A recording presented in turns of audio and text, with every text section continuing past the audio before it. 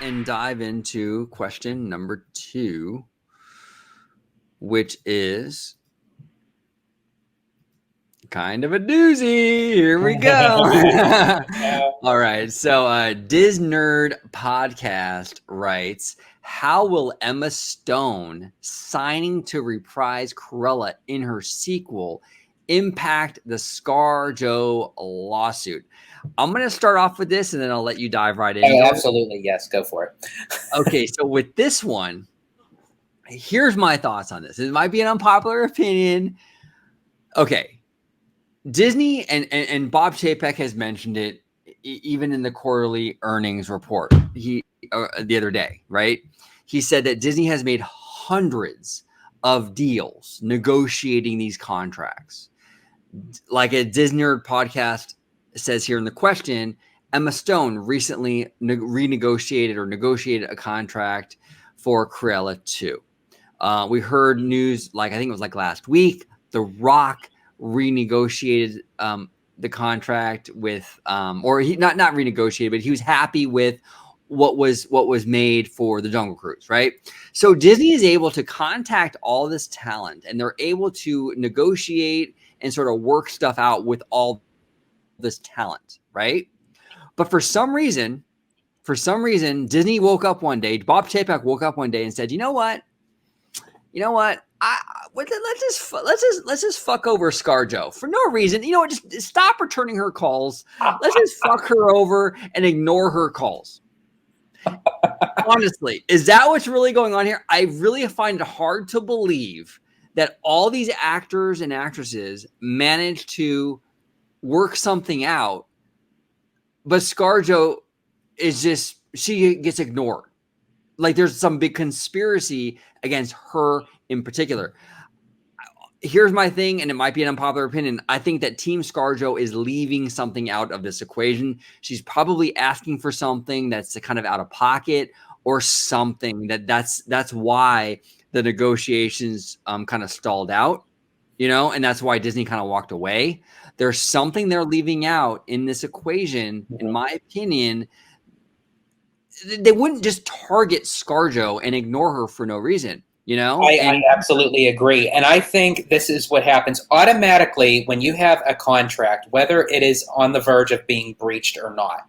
Mm-hmm. You're automatically going to set up a meeting with both parties, and you're going to sit down to negotiate or renegotiate that contract before it is breached. Right. So automatically, before the lawsuit came about, ScarJo and her people had to literally sit down with Disney to go over the legalities of what all was involved. Something happened in that meeting that, as you said, was not released to the general public.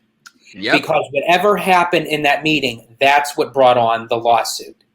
And for it to go forth, even after Emma Stone, whether Disney approached Emma or Emma's people approached Disney, however it was meant to be, then they came up with a new contract because of whether, at the time, yes, all these contracts that were made, you have to think, a movie isn't made in 6 months.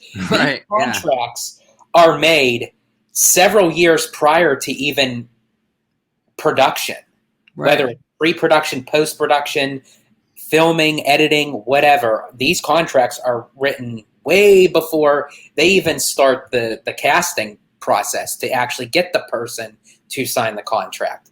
So now, that being said, with all those contracts being made, that was pre-COVID. So not to kind of put the spotlight on COVID again, but, it was probably something that was overlooked. Yeah, if Scarlett Johansson wanted to bring it to Disney's attention to say, hey, you know what, I feel like I got gypped out, I think Disney would have been over the moon to say, okay, you know what, let's fix this. Because if they weren't, they would have never done any kind of negotiation with Emma Stone. There would have been no negotiation. She would be in the same boat. So why is the Scarlett Johansson lawsuit going forth? I think more so, and I could be wrong, and if I'm wrong, I think it's also based off of the attitude of the actor and how they portray themselves of, going forth with something, and I don't know if she was just being very difficult with, the decision making of saying, no, said you were going to give me this, I want this, and I want this now, otherwise here's the repercussions of it. Disney refused, and Disney kind of bit back with those comments. I mean, was it the best way that Disney did it? No, they probably could have handled it a little bit better, but being with Disney's reputation, I don't think that they would make certain assumptions like that unless they knew something was really going on behind the scenes. Yeah, I mean, they renegotiated the Rock's contract, and they worked something out with Emma Stone. And I just find it hard to believe that they're just, for some reason, you know what? We're just not going to work with we're just not going to work with ScarJo. Man, and you have to really think Scarlett Johansson had a longer history with Disney than Emma Stone.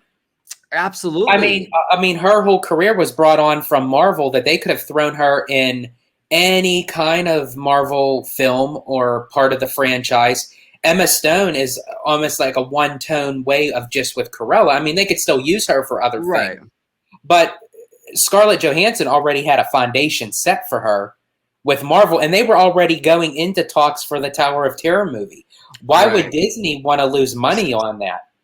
It doesn't make any sense, George. And that's why I keep coming back to there's something that ScarJo was asking for that Disney, it was out of pocket. It was too extreme for Disney. And that's what's causing the stalemate.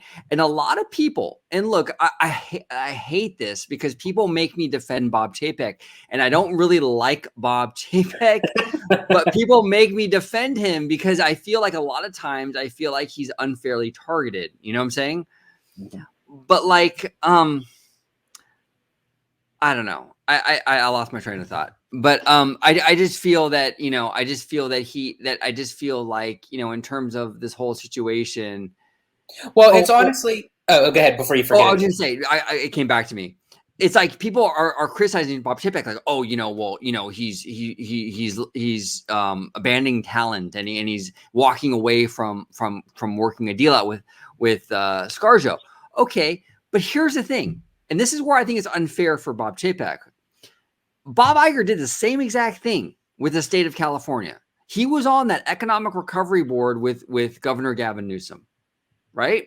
Mm-hmm. The implications, the ramifications of that board and getting Anaheim back up and running were massive. And what did Bob Iger do when he couldn't come up with a deal with Governor Newsom?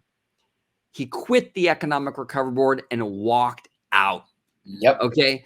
So that's okay. With the massive ramifications that could hold for the Walt Disney Company, that's okay. But Bob Chapek, when he comes up across a deal with ScarJo and she's asking for too much or she's out of pocket, he can't do the same. Why?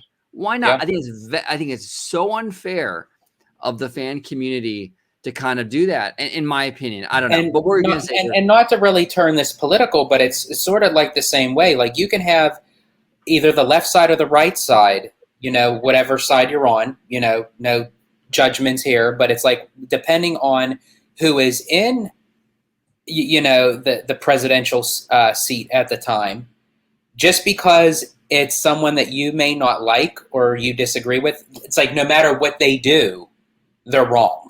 Right. But if it was somebody on your side, it's like, well, I can understand they did it for this reason. They did it for this cause.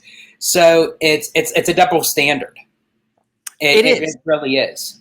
Do you remember, and then we'll get to our next question, but do you remember the Barron's interview that Bob Iger had in regards to Expedition Everest? Where remember that? Yes.